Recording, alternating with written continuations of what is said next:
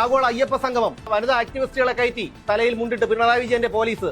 എന്നിട്ട് അവിടെയാണ് ഇതേപോലെ ഭക്തിയും കൊണ്ട് ചെല്ലുന്നത് മൂന്നാമത് അധികാരം പിടിക്കാൻ. ഇയാൾക്ക് കിടക്കാൻ 2 ലക്ഷം രൂപ.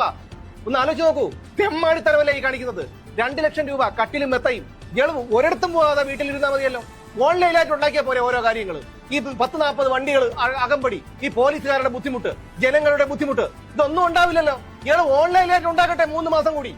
എന്തിനാണ് റോഡിൽ ഇറങ്ങുന്നത്? നടത്താത്ത ഒരു ഭജനയ്ക്ക് വേണ്ടി 8 ലക്ഷം രൂപ.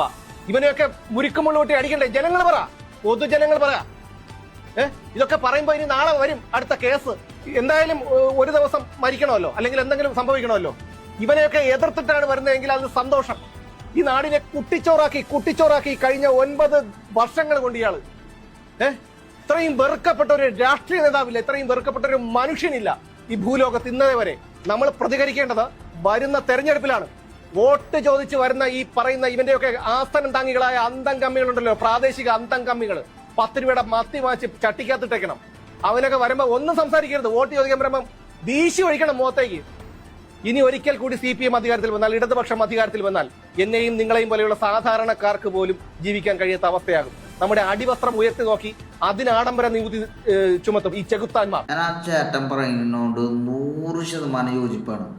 നമ്മുടെ നികുതി പണമല്ല സുഹൃത്തുക്കൾ ഇതുപോലെ ഇങ്ങനെ ദൂർത്തടിച്ച് കളയണത്. നിങ്ങളൊന്ന് ആലോചിച്ച് നോക്കിയേ, എത്ര എന്താ പറയുക, ആ ചേട്ടൻ പറയണത് പോലെ നമ്മൾ തീരുമാനിക്കുക അടുത്ത തെരഞ്ഞെടുപ്പിൽ എന്ത് ചെയ്യണം എന്നുള്ളത്. നിങ്ങൾ ആലോചിച്ചൊരു തീരുമാനം എടുക്കുക. ജനങ്ങൾ തീരുമാനിക്കട്ടെ, നിങ്ങൾ തീരുമാനിക്കുക.